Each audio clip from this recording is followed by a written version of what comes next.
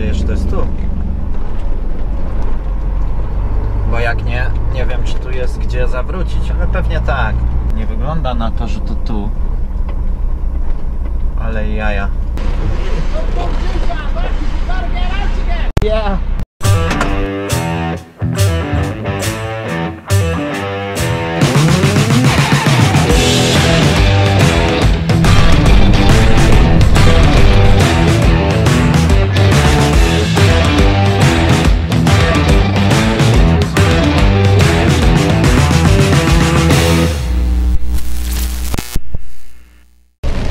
Cześć wszystkim, witam Was w kolejnym vlogu. Dzisiaj jest piątek.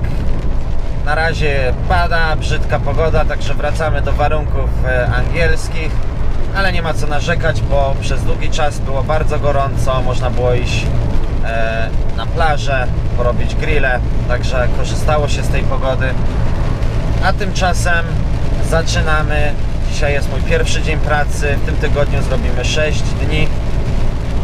I plan na dzień dzisiejszy jest taki, żeby doręczyć trochę nawozu na farmy, których jeszcze nie znamy.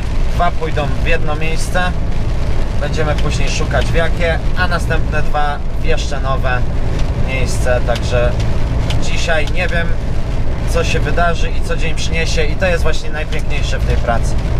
Nic nie wiadomo, to wszystko dopiero wyjdzie w praniu. Zaraz będę sobie dzwonił po kierowcach, żeby zapytać się, czy ktoś już na tych farmach był. No bo ja miałem teraz wolne i być może oni już doręczali jakiś nawóz podczas mojej nieobecności. I po prostu ułatwi mi to sprawę, bo mi powiedzą zawsze, gdzie to jest, jak zajechać, co i jak. Oszczędzą mi po prostu szukania tego wszystkiego. Tymczasem, nie wiem, czy oglądaliście mój ostatni odcinek. Miałem problemy z moją cysterną. Najpierw odpadła mi barierka. Potem naprawiali mi ten zbiornik, który wyłapuje olej. To już jest wszystko naprawione. Zbiornik jest nowiuteńki. Pokażę Wam to później, jak to wygląda.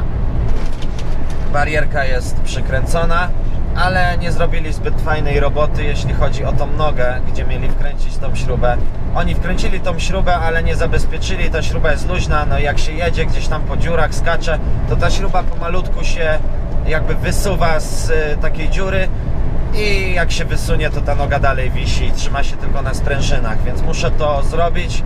Jak będę miał trochę czasu albo będziemy przejeżdżać koło mechanika, to podjadę tam na 5 minut, bo i tak mieli mi zamówić zaślepki na tył. To Wam oczywiście też później pokażę, bo są po prostu już zniszczone, odpadają.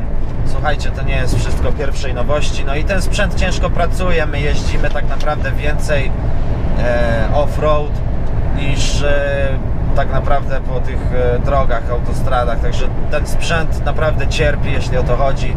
Dziury, jakieś tam pola. Więc to się wszystko zużywa dosyć szybko.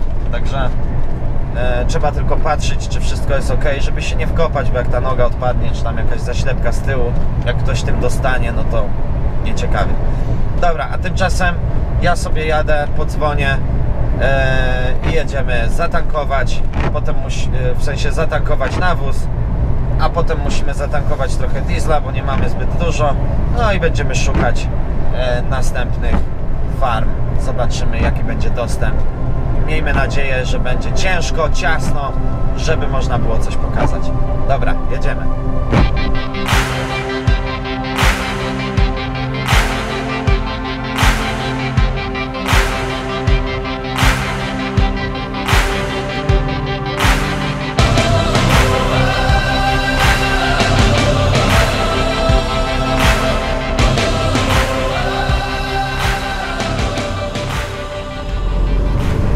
Dobra, towar załadowany, mamy 27,5 tony w beczce.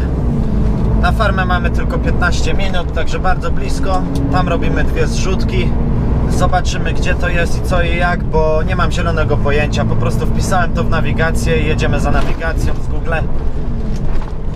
Widziałem tam jakiś most, mam nadzieję, że nie jest za niski, ale to dopiero zobaczymy, jak nie zmieścimy się pod nim.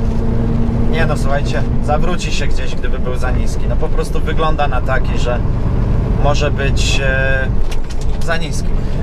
No ale dobra, jakoś dojedziemy.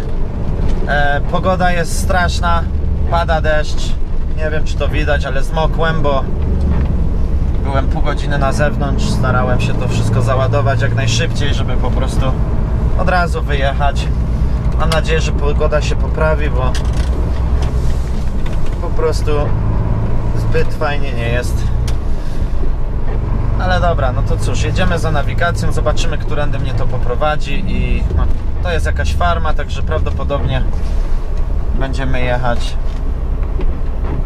nie na bezpośrednie spryskiwanie, tylko gdzieś tam wylejemy, przepraszam, to do laguny. Także lecimy.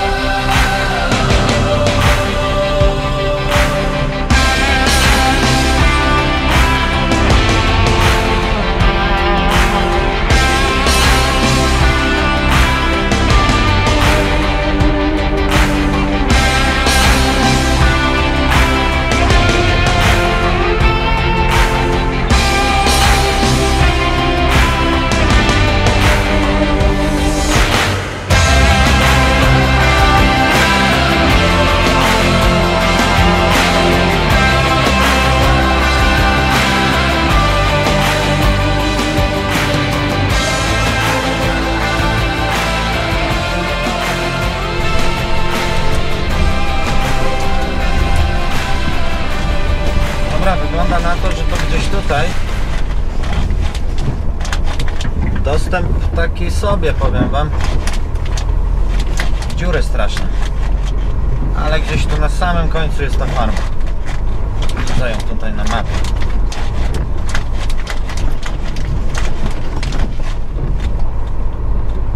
Zaraz za tym zakrętem powinno być.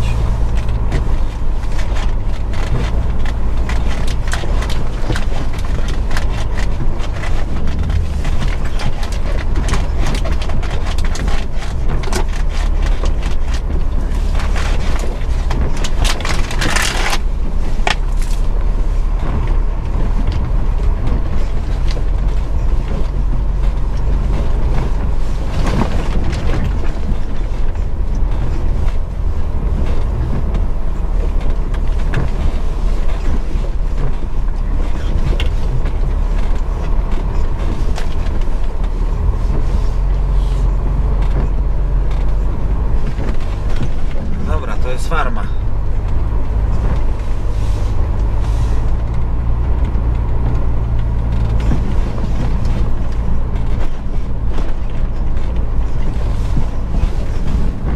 No, troszeczkę nisko te drzewa, no ale cóż, będziemy harować.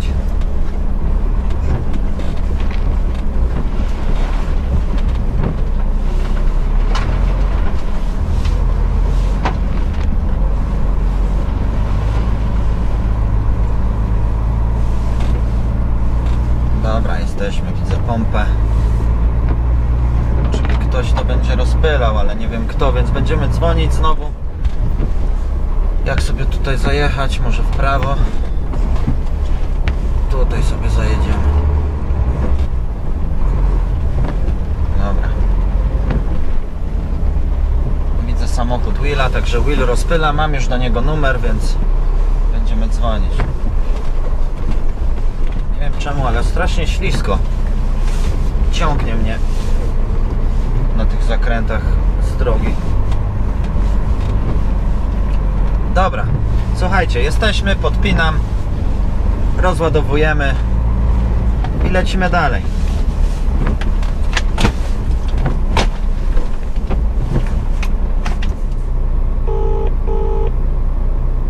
Hello?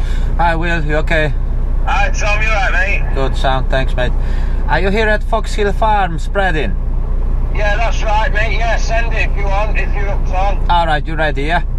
Yeah, ready, mate. Yeah. Okay, just give us 2 minutes and I'll send it. Okay, mate. Thanks, mate. Cheers. Bye.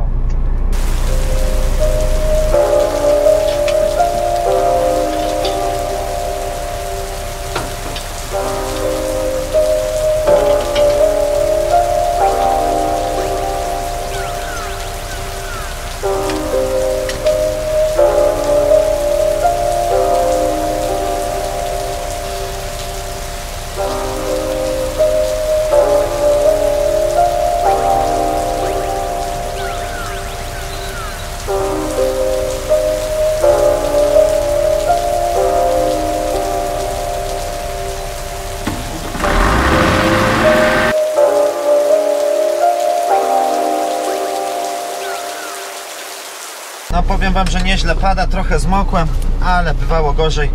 Słuchajcie, podpięliśmy pierwszy ładunek, rozładowujemy to, lecimy po drugi, a zaraz po tym, jak doręczymy drugi, będziemy szukać następnej farmy. Tutaj było w miarę prosto, bardzo szybko, zajęło nam to bodajże 20 minut, żeby tutaj dojechać.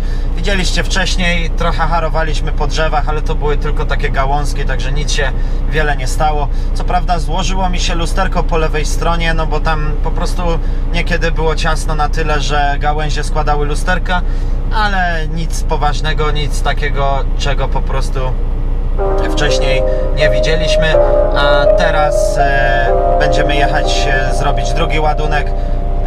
Nie będę tego nagrywał jeszcze raz, więc widzimy się, jak będziemy jechać na tamtą już nową farmę.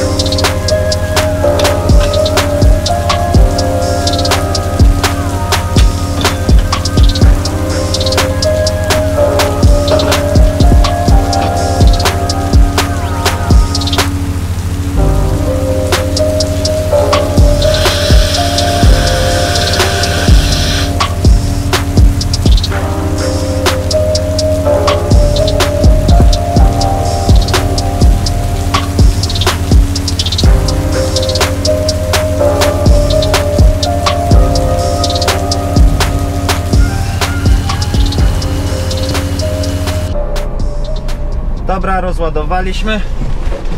Teraz wracamy po następny.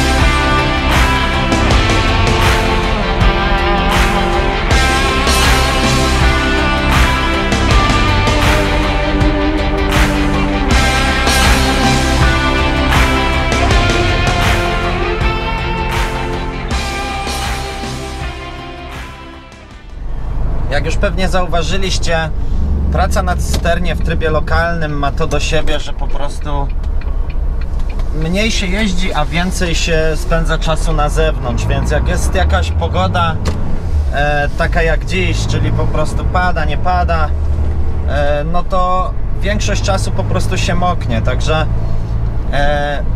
trzeba siedzieć na zewnątrz, sprawdzać ten ładunek, czy wszystko idzie ok, bo w każdej chwili może coś pójść nie tak, pęknie jakaś rura albo coś, więc jak się siedzi w kabinie, to nie zdąży się po prostu tego wszystkiego wyłączyć i no możecie się sami domyśleć, co za tym idzie. Wszędzie jest ten towar, a przede wszystkim my wyładowujemy często, gdzie po prostu są jakieś publiczne drogi, albo gdzieś tam na głównej drodze, czy po prostu gdzieś koło parków, ludzie chodzą na spacer z psami i tak dalej. Jeżeli taka awaria się stanie i ktoś oberwie, to można sobie narobić problemów, także to nie jest nic przyjemnego, jak coś idzie nie tak, aczkolwiek jak się jest na zewnątrz i cały czas się na to patrzy, no to można uniknąć tych problemów, można to szybko wyłączyć, zanim po prostu będzie za późno, więc tak jak teraz byliśmy na farmie, więc teoretycznie można by to było posprzątać, więc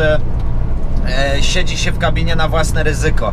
Ja często wolę nie ryzykować, aczkolwiek mam też takie dni, gdzie po prostu czekam w kabinie. Wszystko też w zależności od tego, jaką podpinamy rurę, bo są rury tak zwane heavy duty i to są rury, które mają wytrzymałość do 15 barów, także przy podpięciu takiej rury raczej nie ma możliwości, żeby ona pękła, aczkolwiek na przykład zawiasy, które ją trzymają, mogą popuścić, albo inna rura, która jest znowu doprowadzona do niej, więc wszystko w zależności, jak wygląda podłączenie. Jeżeli podłączenie jest takie, że nie ma szans się po prostu z nim coś stać, no to można zaryzykować, siedzieć w kabinie podczas rozładunku, ale jeżeli używamy jakichś innych rur, no to raczej wszyscy siedzą na zewnątrz, bo w każdej chwili może coś pójść nie tak. Także ja zmokłem dzisiaj, bo mimo to, że byliśmy na farmie, no to trochę czasu na zewnątrz spędziłem, bo nigdy nie wiadomo, prawda? Także praca na cysternach lokalna właśnie tak wygląda. Mało się jeździ, dużo się pracuje, często się jest na zewnątrz, często się coś podpina, odpina i tak dalej. Często się jedzie na projekty tak zwane site services, czyli po prostu czyszczenie jakichś zbiorników i udostępnianie cystern. Wtedy wygląda to tak, że kierowca raczej cały dzień praktycznie siedzi w kabinie i od jakiegoś czasu, od czasu do czasu po prostu wciśnie parę guzików, żeby uruchomić cysternę, a tak no to chłopaki czyszczą zbiorniki, wchodzą tam do podziemi i tak dalej i wtedy jest luźny dzień. Aczkolwiek często idzie coś nie tak, trzeba przetykać te rury, często się to blokuje, więc różnie to bywa, prawda? No dobra, dość tego gadania i zanudzania, jedziemy po ten następny ładunek, a ja widzę się z Wami już, jak będziemy jechać na nową farmę. Także my załadowaliśmy trzeci ładunek. Jak widzicie, jestem przemoczony, a raczej byłem 5 minut temu, bo tak bardzo padało, że zmokłem po prostu cały i dosłownie jak wyjechałem, jak skończyłem ładować, to przestało padać. Także cóż, tak to bywa. Jedziemy po następny rozładunek.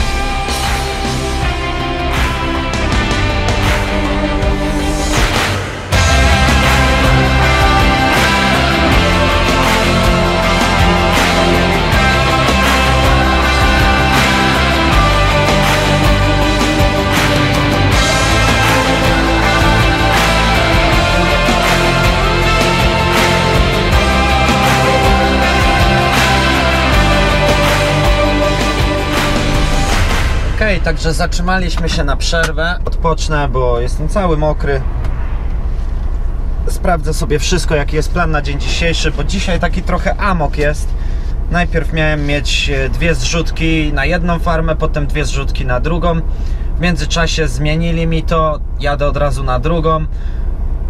Potem próbowali mi zmienić jeszcze raz, żebym jechał do fabryki sosów, ale byłem już załadowany, więc znowu mi zmienili, żebym jechał 3 razy na jeszcze inną farmę. Także cały czas z minuty na minutę coś się tutaj próbuje urodzić, ale jeszcze do końca po prostu sami nie wiedzą co. Co jest dziwne, bo jest nas 8 i 5 kierowców jest na Digested, czyli wożą ten nawóz i jestem pewny, że mogliby kogoś wysłać do tej fabryki. No ale słuchajcie, w Anglii jest taka zasada, że jak jest piątek, to nikt nie odbiera telefonów oprócz mnie, więc wygląda to tak, że po prostu to, gdzie inni nie chcą jechać, zazwyczaj dostaję ja. Mi to obojętne, dla mnie piątek to jest pierwszy dzień tygodnia, także ja sobie mogę pracować, mi się nigdzie nie spieszy. No i tak to wygląda, słuchajcie, zawsze miejsca, w które inni nie chcą jechać, ja biorę tak naprawdę bez problemu, bo zawsze coś nowego, zawsze jakieś wyzwania, także jest ok, aczkolwiek nie ukrywam, czasami trochę mnie to irytuje, bo tak jak na przykład dzisiaj dla przykładu jest 5 dostępnych kierowców, ale z biura wolili do mnie dzwonić 10 nieodebranych połączeń, bo nie miałem przy sobie telefonu tylko po to, żeby mnie tam wysłać, zamiast po prostu zadzwonić do kogokolwiek innego i mieć to za sobą. Ale tak to już jest, słuchajcie, no cóż, tak wygląda transport, przynajmniej w moim przypadku. Być może tak jest dlatego, że no nie odmawiam i jest im łatwiej, zamiast użerać się z innymi, to po prostu wolą zadzwonić, mieć to z głowy. Także ja sam sobie jestem temu winny, jeśli o to chodzi, bo czasami też mi się nie chce, prawda, ale z racji tego, że przyzwyczaiłem ich do tego, że jeżdżę wszędzie, no to już tak zostało. Cóż, czasami to wykorzystują, czasami nie, ale dzięki temu ja też mam warunki, które mi pasują, także coś za coś. Dobra, słuchajcie, ja sobie zjem i zaraz ruszamy dalej. Dobra, no to jesteśmy po przerwie, jedziemy dalej. Jedziemy do Rosyth, w Wrexham rozładować nasz nawóz.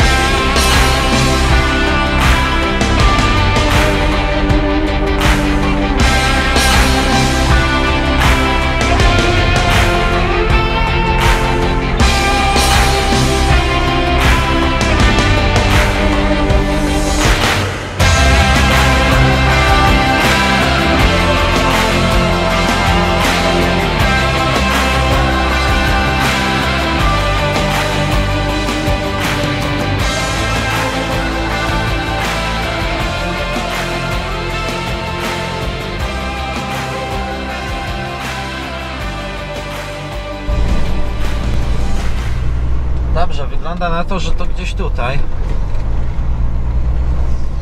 Miejmy nadzieję, że to jest na farmie, a nie podali mi adres farmy, a kierowca gdzieś tam rozpryskuje. Zaraz się wszystkiego dowiemy.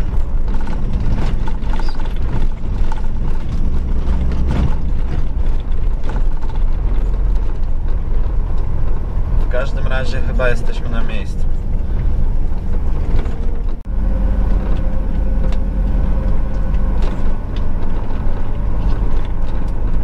Taki dosyć duży podjazd na tą farmę. Miejmy nadzieję, że to jest tu. Bo jak nie, nie wiem, czy tu jest gdzie zawrócić, ale pewnie tak. Duża farma, także jest ok. No dobra, jesteśmy. Ale gdzie jechać i co robić? Nie wygląda na to, że to tu.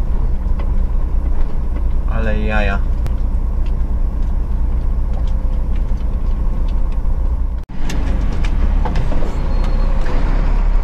Okej, słuchajcie, niezłe jaja. Powiedzieli mi, że mam przyjechać tutaj na farmę. Jestem na farmie. Nie ma za bardzo gdzie zawrócić. I farmer właśnie wyszedł i powiedział, że to nie tutaj. To jest jakieś parę mil stąd, także nieciekawie. Ale dobra, cofamy, zobaczymy co to się teraz wyklaruje.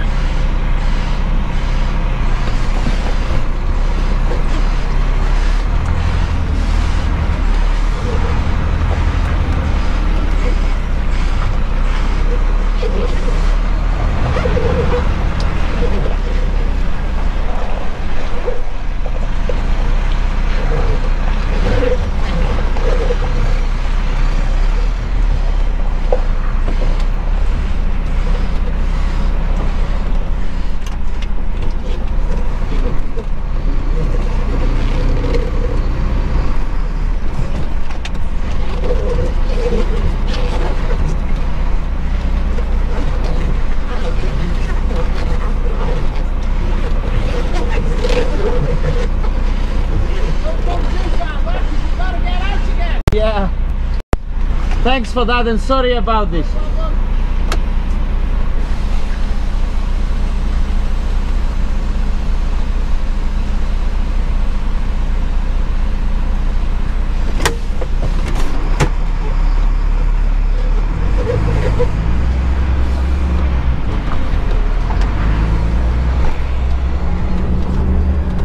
Okej, udało się tutaj wywinąć. No i cóż, szukamy tego miejsca. Nie mogłem się do nikogo dodzwonić. Powiedzieli mi, że mam jechać tutaj. A tu okazuje się, że przyjechałem gościowi pod dom. Co prawda jest tu jakaś farma, ale to w ogóle nie tu. Także tak to czasem bywa. Jak się człowiek nie upewni. Mieliście tutaj przykład tego, co się dzieje, jeżeli nie zadzwoni się, nie zapyta.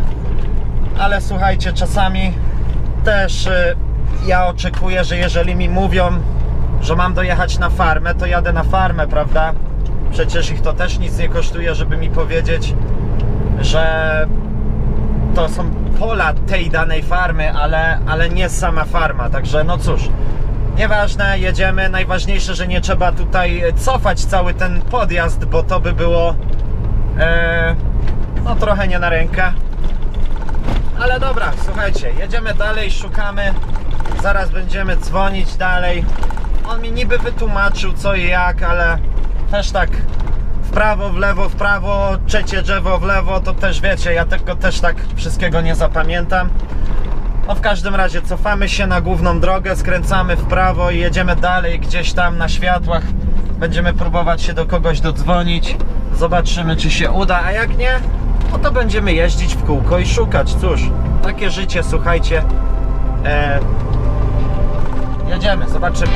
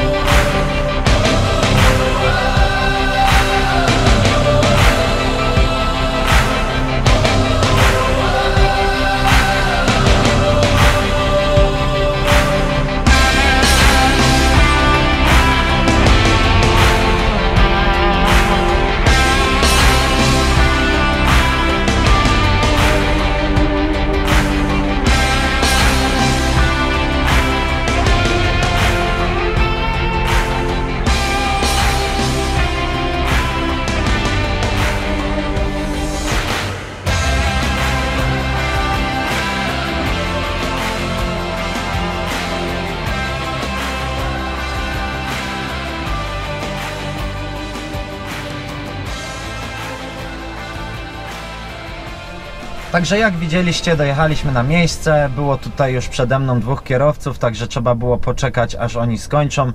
Trochę pogadaliśmy. Tutaj kolega właśnie odpina już swoją cysternę.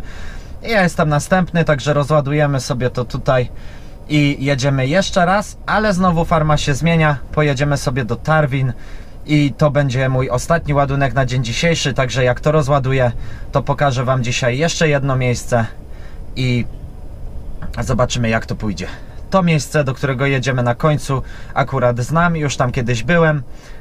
także nie będzie problemu, żeby się tam dostać. Będziemy wyładowywać w lagunie, czyli w wielkim takim wykopanym zbiorniku do przechowywania tego nawozu.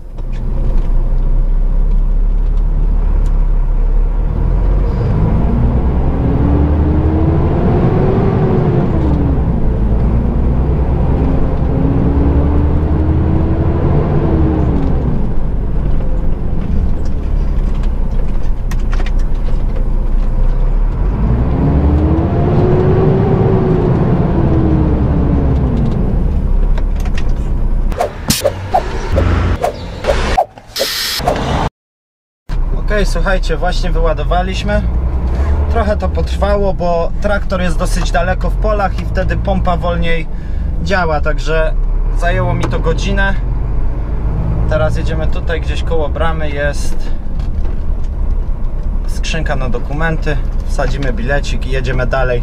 Załadujemy jeszcze jeden i jedziemy do następnej farmy i zobaczycie to już niedługo.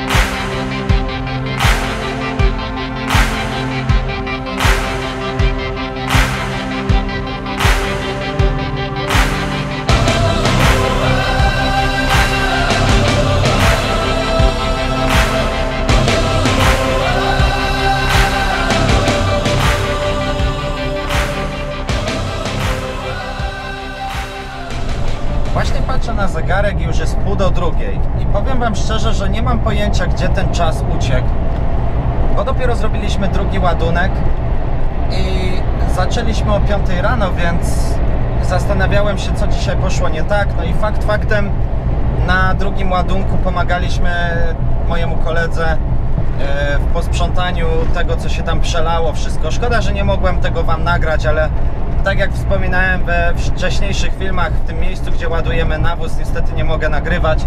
Tam zawsze się dużo dzieje i pewnie to jest właśnie powodem, żeby nie pokazywać tego publicznie, bo dużo rzeczy naprawdę tam może się wydarzyć. Cały czas coś idzie tam po prostu nie tak i jest bardzo dużo wszystkiego wylanego zawsze, wszędzie. Po prostu miejsce to jest katastrofa.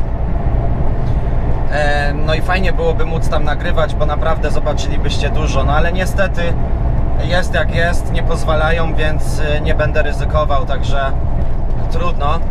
W każdym razie dzisiaj właśnie przelał się ten zbiornik temu mojemu koledze, więc narobiło się tam naprawdę nieźle bałaganu. Zanim mu pomogliśmy to sprzątać i tak dalej, tak naprawdę minęła tam godzina. Potem ładowałem tam następną pół godziny albo nawet dłużej. I jak jechaliśmy teraz z tym ładunkiem do tego Roset, to znowu zabłądziliśmy, wjechaliśmy na farmę. Widzieliście to wcześniej, to po prostu nie było tam, więc zjechaliśmy z trasy te powiedzmy parę minut, nim zawróciliśmy, nim co, to trochę zleciało. I potem jak dojechaliśmy na ten rozładunek, to znowu dwóch kierowców było przede mną, także jak widzicie, opóźnienia się zdarzają, na które nie mamy wpływu i przez to jest godzina no dosyć późna, a my mamy jeszcze tak naprawdę dwa ładunki, ale już tam coś słyszałem, że ta farma, w której byliśmy dzisiaj rano, już jest skończona, także ten ostatni mój ładunek będzie prawdopodobnie odwołany, więc skończy się na tym, że jedziemy teraz po jeszcze jeden załadunek i dojedziemy na tą nową farmę rozładować i prawdopodobnie to będzie koniec. Teraz po drodze do Widnes załadujemy sobie trochę diesla, bo naprawdę już mamy mało. A no nie chciałem wcześniej tankować, bo myślałem, że zdążę po prostu przed tymi dwoma kierowcami. No ale nie udało się przez to, że po prostu wtopiłem z tą farmą, więc trudno. Teraz sobie zatankujemy trochę diesla i pojedziemy na tamtą farmę i wszystko pójdzie, myślę, ładnie. Tam nic się tak naprawdę nie ma prawa wydarzyć. Znaczy zawsze może się coś zdarzyć, ale tam zazwyczaj po prostu jest wszystko ok. No i zobaczymy, co się dalej będzie działo. A tymczasem właśnie przejechaliśmy koło Chester, także do Widnes mamy jeszcze pół godzinki. Załadujemy i będziemy jechać do Tarwin.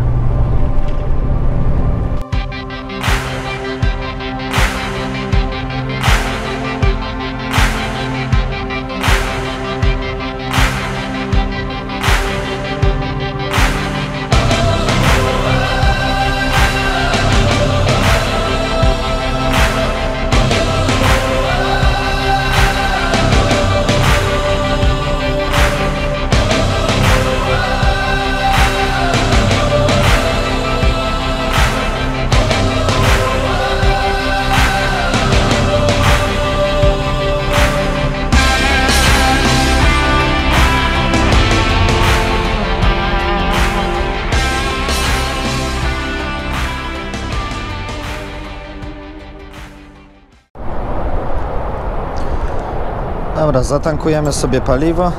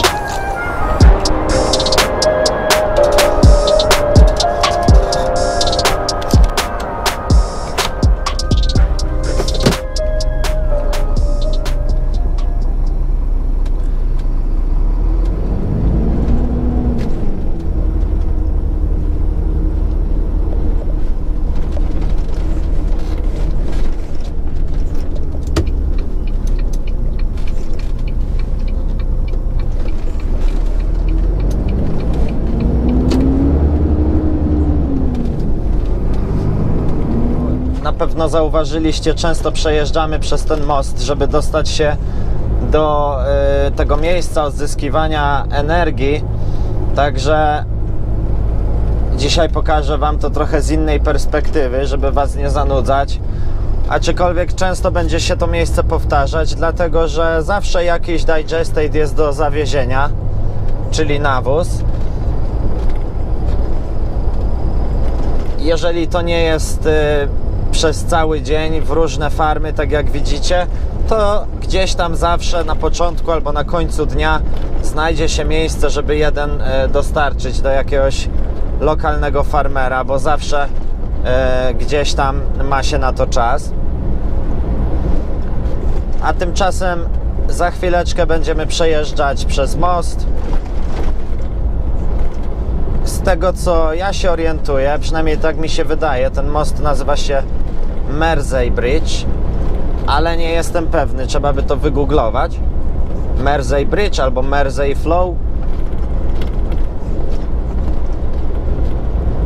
Czasem zdarza się tak, że przejeżdża się dziennie przez niego 6 razy.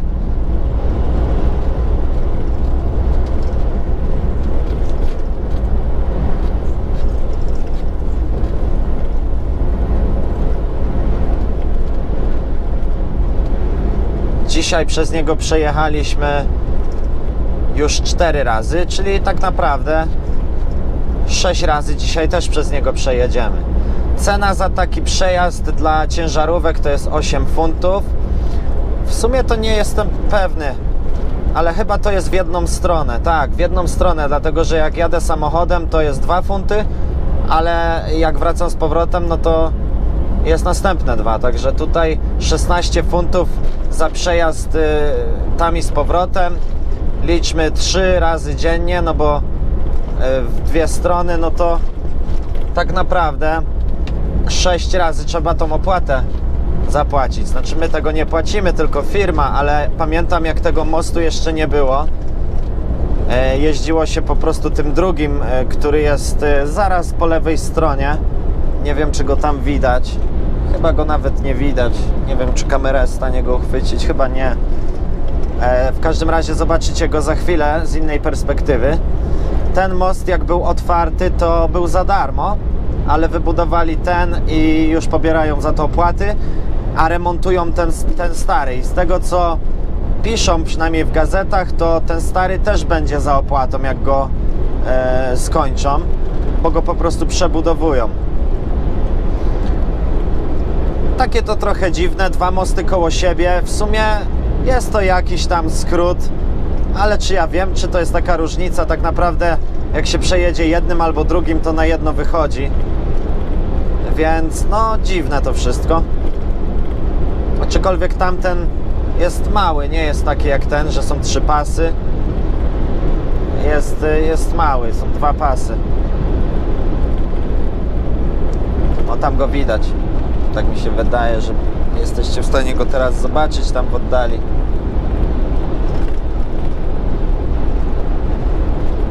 Nie wiem, czy to widać. No, w każdym razie przez te mosty trzeba przejeżdżać, żeby dostać się do Liverpoolu. Można przejechać, co prawda, przez autostradę M62 bodajże, ale to jest dookoła, tam się traci na tym czas i paliwo i wiadomo, kilometry, także przejazd takim mostem i tak wychodzi taniej, niż trzeba by było jechać dookoła i płacić za paliwo, czas i tak dalej, także jest to jakieś rozwiązanie. No i dzięki temu mamy bardzo łatwy dostęp do tej elektrowni, bo po prostu wystarczy zjechać z tego mostu i jesteśmy. Zaraz będziemy na miejscu tak naprawdę. Wcześniej jeździło się tutaj dołem, po lewej stronie, ale tam też przebudowali, zamknęli, zrobili objazd. Także dostęp jest teraz tutaj z mostu. A zrobili tą przebudowę zrobili dlatego, bo po prostu wszyscy jeździli pod spodem, żeby nie płacić za most. Zjeżdżali z M62, jechali pod mostem. A teraz trzeba jechać z drugiej strony mostu. Także mi się wydaje, że to jest po prostu przemyślane, żeby być zmuszonym przejechać przez ten most.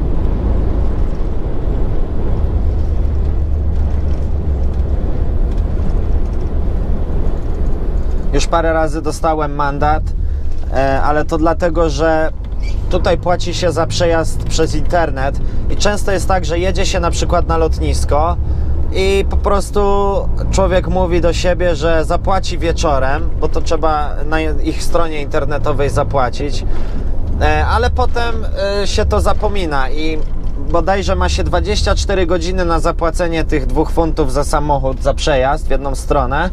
Jak się zapomnie, to bodajże czas jest do północy następnego dnia, ale często się zapomina i jest potem mandat. I oni dają bodajże 14 dni na zapłacenie mandatu. Jeżeli się zapłaci w przeciągu tych 14 dni, czy tam 7 dni, no to się płaci połowę mandatu, a jak się nie zapłaci na czas, no to płaci się więcej. Także zachęcają ludzi do płacenia tych mandatów. A tymczasem, jak już widzicie, jeżeli oglądaliście wcześniejsze filmy, to znacie tą pewnie drogę na pamięć. Jesteśmy właśnie na miejscu, także po raz kolejny niestety nie będę mógł dla Was tego nagrać.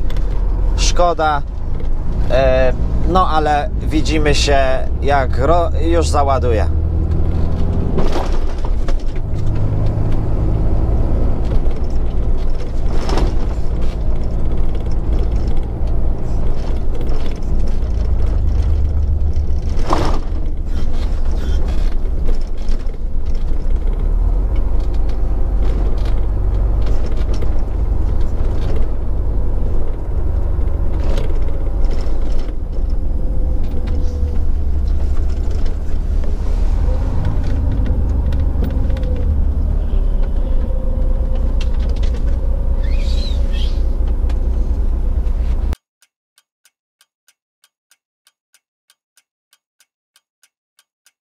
właśnie wyjechałem z elektrowni.